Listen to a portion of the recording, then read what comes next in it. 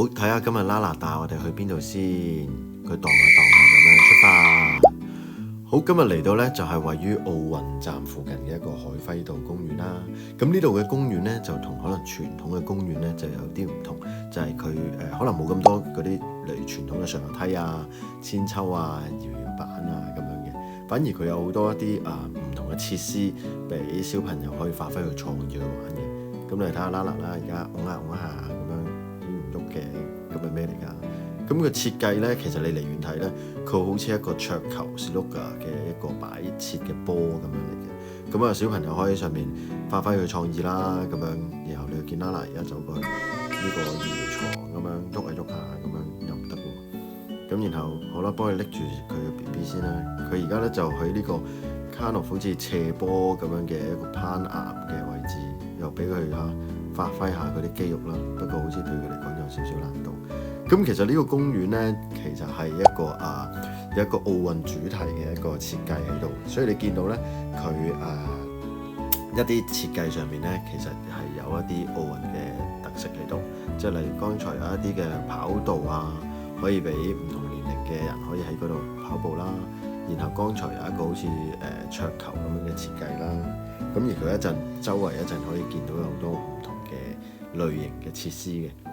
咁所以如果你話同平時傳統嘅公園相比呢，個諗法呢可能就會有啲唔同，因為我哋都係第一次過嚟啦。本身我諗住會唔會有好多上滑梯啊嗰啲，咁然後呢度呢係冇上滑梯嘅。Lala 係好中意去玩雪嘅，不過 anyway 呢度就冇啦。咁但係又調翻轉有好多唔同嘅空間俾佢可以即係發揮佢嘅創意嚟去玩啦。好似例如呢一度嘅繩網咁樣啦。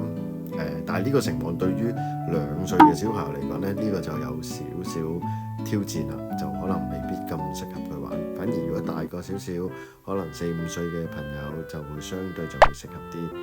咁而家佢叫媽咪過嚟陪佢啦，因為佢都唔知可以玩啲咩喺度，所以叫媽咪過嚟陪下佢自拍下先咁樣。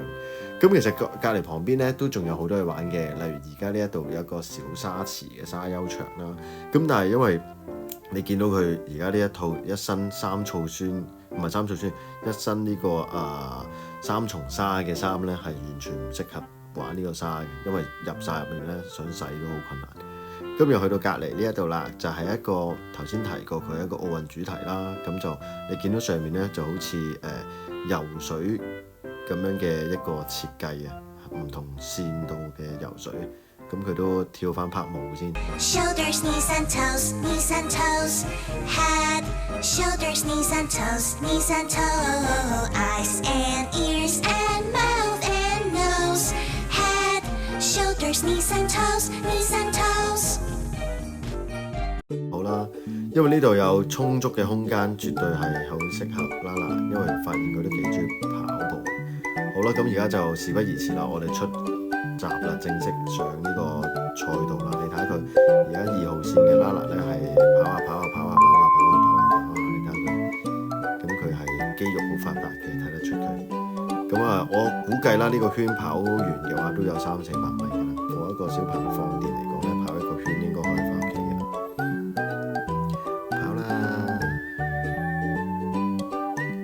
好，咁我哋同呢個海輝道公園 say 拜拜啦，下次有機會再過嚟啦。飛問拜拜。咁去完呢個海輝道呢，我哋就事不宜遲，帶大家去另一個更加大嘅公園啦，就係應該係近年香港最大嘅一個公園，係位於呢個西貢西沙嘅高柏。咁而家呢度準備轉入去佢呢個高柏公園呢，你見到右手邊嘅地方呢，有一個應該都算佢哋旗下嘅停車場嚟嘅，不過呢就遠少少嘅。咁而因為今日我哋去嘅閒嘅關係呢，我哋而家就直接轉入去高柏佢樓下嘅停車場。咁因為呢一度呢，之前都有反映呢，就係因為側邊有好多車周圍會泊咗喺度。咁其實嗰度呢，可能係附近嘅村民嘅一啲主要幹道嚟嘅。咁所以大家都可能喺假期比較多車繁忙嘅時間裏面都等候一下啦，即係直接泊入去停車場啦。因為之前試過就係講話，因為大家可能諗住周圍都泊得喎，泊咗喺路度，點知原來就阻塞咗一啲附近住嘅村民嘅入口啊，咁咁所以大家負責可以爬去啦。好，我哋嚟到呢一度，哇！一入門口咧就見到呢個好多唔同嘅遊樂場嘅設施喎。呢個就係歷奇遊樂場。咁你見到呢一度咧就分別又有，我諗係由2歲到10幾20歲都好啱玩㗎啦，即係有呢啲短嘅上滑梯啦，亦都你睇下幾 high， 你睇佢跳下跳。咁然後有一啲唔同類型嘅音樂設施㗎啦，可以俾佢敲擊下啦，又有搖床啦咁樣啦。咁呢一度咧，其實喺較早前咧，我哋都帶佢嚟過嘅。咁喺後面嘅咧，其實有一啲再高啲啊、斜啲嘅上滑梯嘅。咁但係嗰次咧，因為第一次嚟嘅關係，佢玩完之後咧，就發現太刺激啦，所以今次我哋就冇同佢玩嗰個，反而玩下呢啲適合翻佢年紀嘅設施啦，彈床啊、小搖凳啊咁樣嗰啲。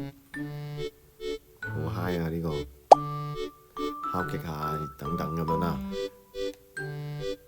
呢個咧唔知點解佢好中意玩，係啦。咁然後咧，我哋冇玩嗰個上滑梯，不過咧發現佢就好中意啲攀岩系嘅嘢，佢哋都好中意玩。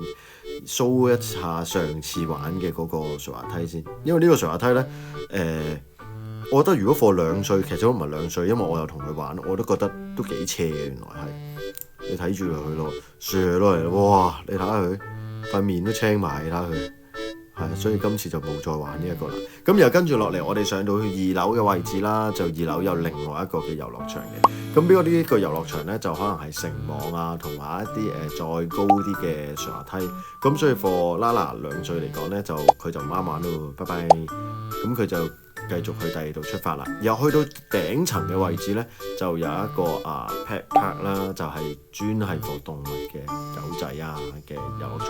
咁其實咧，整個高 park 咧都係歡迎無孩們嘅參與嘅，所以周圍大家都會見到好多帶住動物嘅朋友一齊嚟啦。呢度除咗有課狗仔嘅公園，另外側邊咧都仲有不同嘅看台啊，可以俾大家即係可能就算唔係帶小朋友啊或者動物都好啦，即係嚟拍下拖。其實我覺得呢度都係好開心好舒服，因為佢位於西沙同埋馬鞍山交界咧，所以見到周圍咧都係即係好開揚嘅。